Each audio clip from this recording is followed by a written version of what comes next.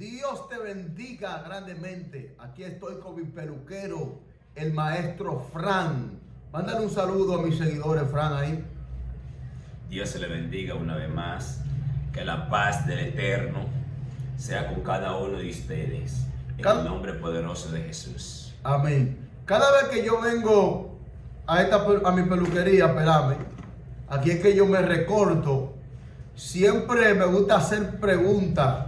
Y más, me gusta hacerle preguntas al maestro Fran. Y antes de empezar esta transmisión, quiero mandar un saludo a cada amigo y familia que se encuentran en Colombia, en Ecuador, en Perú, en México, en Nicaragua, en Guatemala, en Nueva York, en Maryland, en Massachusetts y en Arrow. Dios me le bendiga grandemente a cada uno de mis familias latinas en el nombre poderoso de Jesús. Hermano Fran, yo vengo con tres preguntas. Maestro Fran, que he tenido estas tres preguntas en la cabeza y quiero preguntarte a ti. Como usted estudia mucho la palabra y eres un conocedor y le gusta estudiar mucho lo que es el Apocalipsis, la escatología, creo que le llaman, yo vengo a traerte tres preguntas. Si se puede, ¿puedo hacerte tres preguntas, maestro? Veremos por qué no en el nombre de Jesús. Amén. La pregunta que yo te quería hacer, y yo quiero que tú me la respondas, ¿qué es el rapto de la iglesia? Dios se le bendiga una vez más. Lo primero es que la palabra rapto aparece una sola vez en la Escritura. Y esa Escritura se encuentra en Primera de Tesalonicenses, capítulo 4, verso 16. Cuando el apóstol Pablo dice: porque el Señor mismo, con voz de mando, con trompeta de Dios, descenderá del cielo, y los muertos en Cristo resucitarán primero. Luego nosotros, los que hayamos quedado, los que hayamos vivido, seremos arrebatados juntamente en el aire para estar juntamente con el Señor en las nubes. Según el diccionario de la Real Academia, de la lengua de la Real Academia, la palabra rapto es tomar algo con violencia. De hecho, hay personas, teólogos, eruditos y grandes maestros de las escrituras que sostienen que esa palabra rapto no es la palabra correcta. Uno pudiera decir el traslado o el levantamiento. La palabra rapto viene de la palabra griega que significa arpazo. Y esto lo que quería decir era cuando se sacaba la persona con un arpón, tiraba con el arpón en el mar o en el agua y sacaba el pez y lo sacaba de su lugar natal. Y de ahí viene la palabra rapto. Ahora bien, no hay ninguna discrepancia porque no es un tema doctrinal, sino es un tema teológico. Ok. El hecho de que hayan personas que entienden que la palabra rata está mal pronunciada por muchos de nosotros, por muchos de lo que podríamos decir los pentecostales, pero no hay problema, yo no tengo problema, pudiéramos utilizar la palabra a levantamiento o traslado. Amén. Ok, mi hermano Frank, pero yo estoy muy confuso con algo, porque yo he escuchado a muchos maestros, ¿verdad? Decir que ellos no creen en el rapto, de que nosotros vamos a pasar de que por la gran tribulación. Algunos maestros estudiosos del Kabbalah, estudiosos de la astrología, de la hermenéutica, de la teología, ellos dicen de que nosotros vamos a pasar por la gran tribulación antes que venga el rapto. Y yo quiero que usted me explique, maestro Frank, nosotros vamos a pasar por la gran tribulación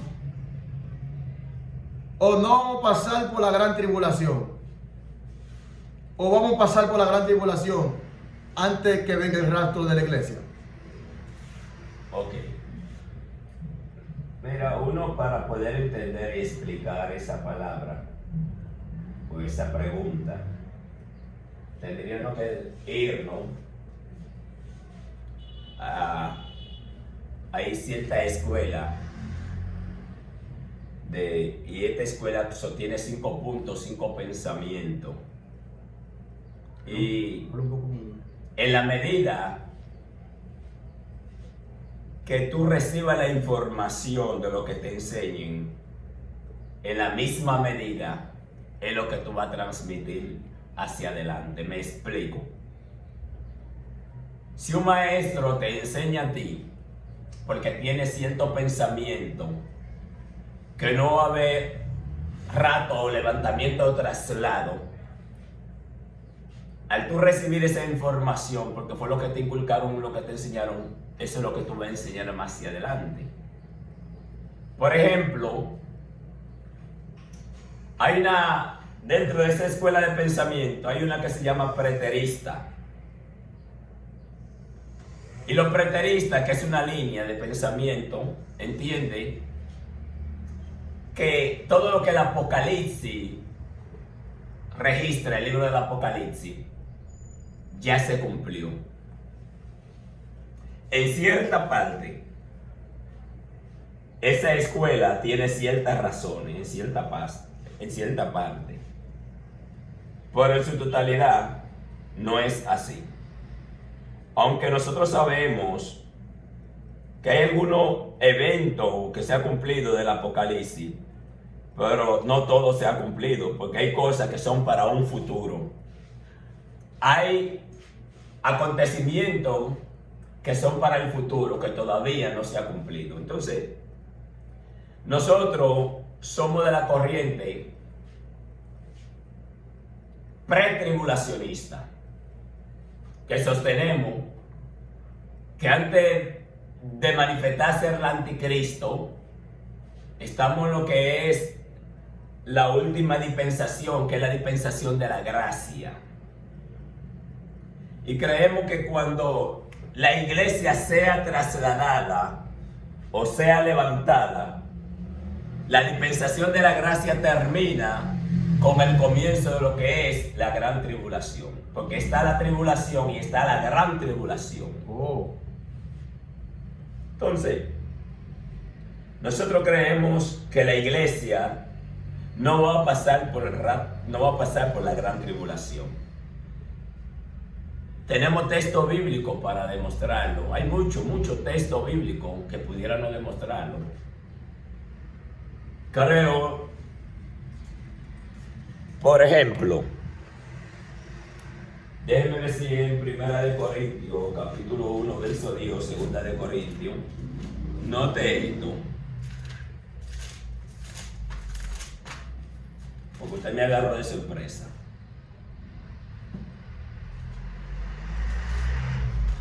Gloria a Jesús.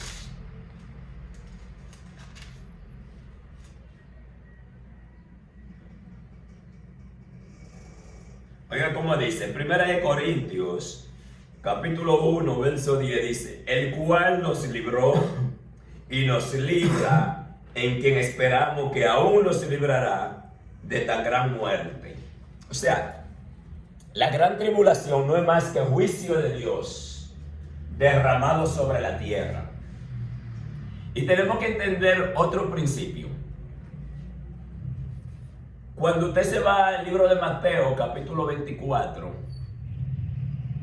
tanto Mateo 23 como Mateo 24 y 25 se refieren a un tiempo futuro. Ya para ese entonces, cuando analizamos Mateo, de hecho, cuando analizamos Mateo 24, que hablamos que los discípulos saliendo con el maestro del templo de Jerusalén, dice que ellos se quedaron mirando aquel templo, aquella estructura del templo, y le dijeron: maestro, mira qué templo, mira qué hermosura, qué belleza. Entonces Jesucristo expresa, nos dice: de cierto os digo, que no quedará aquí piedra sobre piedra que no sea derribada. Los discípulos en ese momento asociaban la destrucción del templo con el fin del mundo. Al Jesucristo decirle que no iba a quedar piedra sobre piedra, ellos estaban aplicando ese término con lo que era el fin del mundo. Y Cristo no se estaba refiriendo al fin del mundo. Cristo se estaba refiriendo a la destrucción del templo. Entonces, los discípulos en Mateo 24 le piden a Jesús, le dice: ¿qué señal? Si usted nota, la palabra que se está utilizando es una palabra singular. ¿Qué señal habrá de tu venida y del fin del mundo? Cristo comienza a expresar: habrá guerra, terremoto, nación contra nación, hambre, dice hijo contra padre, padre contra hijo, y dice que todavía no es el fin. Pero si usted analiza y se sienta un rato, usted dice: antes de Jesucristo no habían tsunami, no existía todo esto, no había acontecido cosas así como esta. Claro que sí. Ahora, Cristo lo que le está diciendo a los tiempos presentes de los discípulos que estaban ahí, que todas estas cosas iban a incrementar, y ellos le piden una señal a Jesucristo. Y miren dónde se manifiesta la señal. La señal que ellos le piden a Cristo, después que Cristo le dice toda esta cosa. Mateo capítulo 24, verso 29. Estoy haciendo esto rápido así. Mateo 24, verso 29. Ellos le piden a Jesucristo: ¿qué señal habrá de su venida? Miren la señal donde se completó. Entonces dice así, el verso 29. La venida del Hijo del Hombre. Dice: e inmediatamente después de la tribulación de aquellos días, el sol se oscurecerá y la luna no dará su resplandor, y las estrellas caerán del cielo, y las potencias de los cielos serán conmovidas. Verso 30. Entonces aparecerá la señal, que es lo que yo estaba pidiendo en Mateo 24. ¿Qué señal habrá de tu venida y del fin del siglo? Entonces, en este versículo dice Jesucristo en el verso Mateo 24, 30. Entonces aparecerá la señal del Hijo del Hombre en el cielo, y entonces lamentarán todas las tribus. O sea, entonces aparecerá la señal del Hijo del Hombre. No se está refiriendo al proceso o al levantamiento de lo que nosotros estamos esperando como el rapto o el traslado de la iglesia. ¿Por qué? Ahí está hablando de la segunda venida de Jesucristo, que vendrá visible, no invisible. Porque en el rapto de la iglesia, según 1 Tesalonicenses capítulo 4, versos 13, 16 y 17, Cristo se queda en las nubes. Y al sonar el último chofán, el toque de la última chofán, la trompeta de Israel, la trompeta, chofán es la trompeta.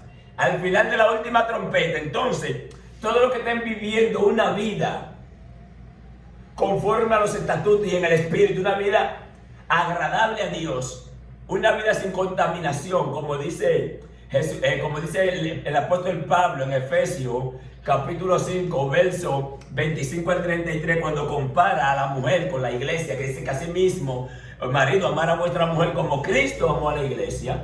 Y dice que Dios está buscando una iglesia sin mancha y sin arruga. Entonces, la trompeta solamente lo van a escuchar cuando eso se manifieste los que tengan el espíritu. Ahora, esa venida, que no se cuenta como una venida, será una venida invisible, no visible. En la segunda venida, Él pone los pies en el Agar. En esta venida que nosotros llamamos el traslado, el rato, Cristo viene invisible. Wow. Aquí no todo ojo le verá. Aquí Él se quedará en las nubes. Y desde la nube Él va a llamar a los escogidos. De hecho, Pablo dice que los muertos en Cristo, todos los que han muerto en Cristo, van a resucitar primero. Y lo que nosotros, los que queremos, seremos arrebatados juntamente para recibirlo al Señor en el cielo o en las nubes. Díselo a uno. De este lado, para que te vean la cámara. Ahí sí. ¿Sigue hablando? No sé si me entendió. Quería otra. Okay. ¿Otra pregunta? La otra, a ver si podemos contestar. Vamos a hacer la última pregunta. Ya ustedes entendieron la explicación. Yo también entendí la explicación. Algo que no sabía, hermano Fran, porque estaba un poco confundido. Pero usted me aclaró. Primero Dios, usándolo a usted, aclaró algunos puntos que yo quería saber acerca del rapto y la gran tribulación. Yo soy uno de los que siempre ha creído en el rapto de la iglesia. ¿Me entiendes? Pero la última pregunta que yo quiero hacer, ¿qué es exactamente la gran tribulación? Porque hemos confundido la gran tribulación, la hemos confundido con prueba. Y yo digo que la gran tribulación va más allá que la prueba. Y yo quiero que usted me explique, hermano Fran, en sí, ¿qué es la gran tribulación? Bien, gloria a Dios. La tribulación normal, la tribulación, luego que la iglesia sea trasladada al cielo, porque ahora mismo pudiéramos mostrarlo con mucho texto bíblico. De hecho, antes de contestar la pregunta, permítame decirle por qué la iglesia no va a pasar por la gran tribulación. Pudiéramos buscar más de 100 y pico de texto bíblico. ¿Por qué? Porque la hermenéutica nos enseña a nosotros que de un texto bíblico no podemos hacer una doctrina. La Biblia se interpreta sola, la Biblia es su propia intérprete. Entonces, pudiera buscarle mucho texto bíblico que nos apoye eso antes de tocar. Ok, note un punto. En Apocalipsis, capítulo 3, verso 7 en adelante, 7 iglesias en la época de Juan, el que escribió el Apocalipsis, no Juan el Bautista, porque Juan el Bautista fue decapitado. Aparecen 7 iglesias. Estas 7 iglesias se llaman en Asia Menores, 7 iglesias que existieron, históricamente existieron. Cada una de estas 7 iglesias, aunque había más iglesias para esa época, tienen una representación con lo que es las iglesias de hoy en día. Pero una de esas iglesias, que es la que me llama la atención, de Apocalipsis 3:7, es la iglesia de Filadelfia, que significa amor fraternal. Y note lo que el Eterno, cuando le revela el libro del Apocalipsis, la isla de Patmos, a Juan, note lo que dice Apocalipsis 3, verso 7. Me llama la atención este texto. Dice así: mensaje a Filadelfia. Escribe el ángel de la iglesia en Filadelfia. Esto dice el santo, el verdadero, el que tiene la llave de David, el que abre y ninguno cierra, y cierra y ninguno abre. Le dice así: yo conozco tus obras. He aquí, he puesto delante de ti una puerta abierta, la cual nadie puede cerrar, porque aunque tienes poca fuerza, has guardado mi palabra y no has negado mi nombre. El verso 9 dice: he aquí, yo entrego de la sinagoga de Satanás a los que se dicen ser judíos y no lo son, sino que mienten. He aquí, yo haré que vengan y se postren a tus pies y reconozcan que yo te he amado. Por cuanto has guardado la palabra de mi paciencia, yo también te guardaré de la hora de la prueba. O sea, la tribulación es una prueba.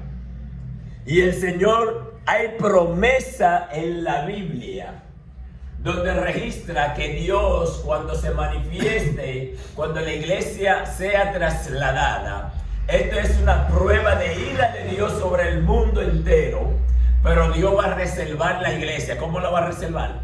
La va a guardar en el cielo.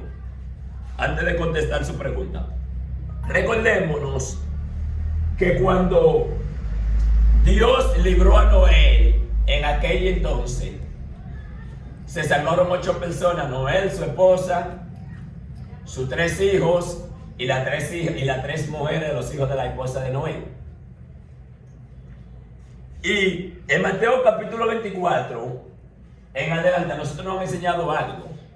Cuando dicen que 2 mujeres estarán moliendo en un molino, una será levantada y otra será dejada, nosotros nos enseñaron que la que iba a ser levantada representaba el rapto de la iglesia o el traslado. Eso no es verdad. Porque Cristo está haciendo una analogía de lo que pasó en Génesis, allá en el tiempo de Noé. Si usted analiza el libro de Génesis, usted va a encontrar que aunque Dios reservó, guardó a Noé y a su familia, pero ¿cuáles fueron los que fueron dejados en la tierra? Fueron la familia de Noé para que se reproducieran. ¿Cuáles fueron los que fueron sacados de la tierra? Fueron los incrédulos. Entonces, usted va a encontrar en la Biblia, cuando le habla de los peces malos, los peces buenos, y cuando le habla que 2 mujeres estarán en un molino, no, los que se han levantado van a ser levantados para juicio después que Cristo venga, no en la venida invisible, sino cuando Él venga a establecer el milenio.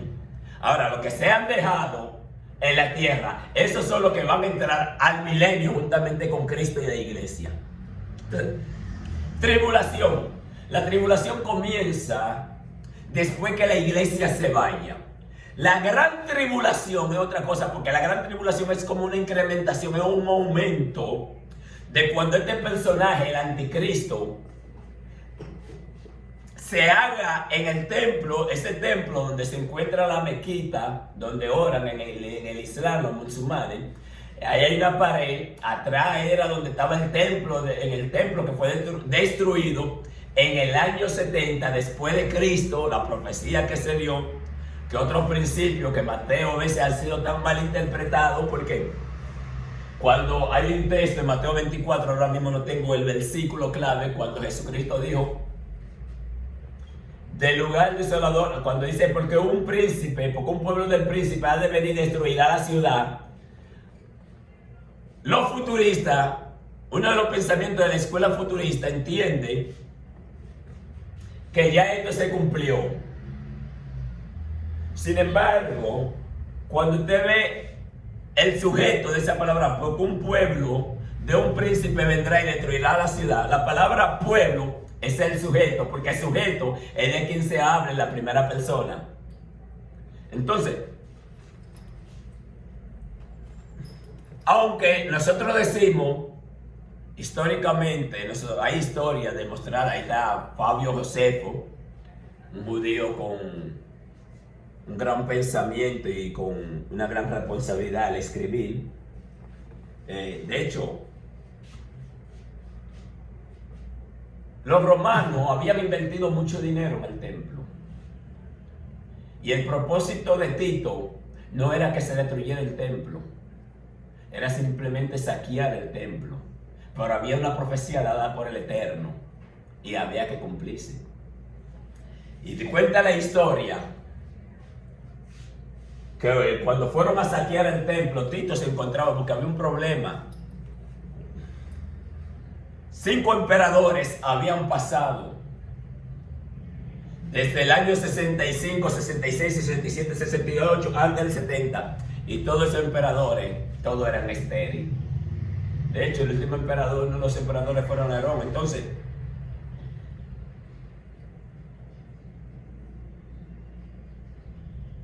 gloria a Dios. Amén. Dios le bendiga. Dios me le bendiga grandemente. Wow, gloria a Dios. Hemos aprendido mucho, de verdad, maestro Frank, con tu poderosa enseñanza. Mis amados, esto no se va a quedar aquí. Viene otra pregunta más adelante que tengo en mente que me llegó. Pero hemos entendido perfectamente lo que tú acabas de decir. Pero ya no lo vamos a hacer ahora. Pero sí, cuando yo venga nuevamente a pelarme de nuevo, vamos a hacer otro video hablando acerca del número 12. De las 12 tribus de Judá. O qué representa el número 12. Pero ya eso va a ser más adelante. No sé si tú me estás entendiendo. Perfecto, amén, amén, amén. El lunes que viene o el martes que viene, quiero que usted me le explique a mis seguidores que están ahí siempre, que les gustan aprender de la palabra, y quiero que usted me le enseñe el número 12. Amén. Así que Dios me le bendiga grandemente. Espero que le haya gustado este video y comentar y poner su super chat para que así pueda bendecir nuestro ministerio. Así que comparte esta palabra con tu comunidad, compártela con tu familia. Algunas personas que no saben lo que es el rapto de la iglesia y lo que es la gran tribulación, para que así pueda estar al tanto como cada día a escuchar la palabra de Dios. Recuérdate que la palabra de Dios es como una espada de doble filo que trastorna hasta los tuétanos de los huesos y penetra el alma. Así que Dios te bendiga y con un aplauso despedimos esta transmisión. Aleluya.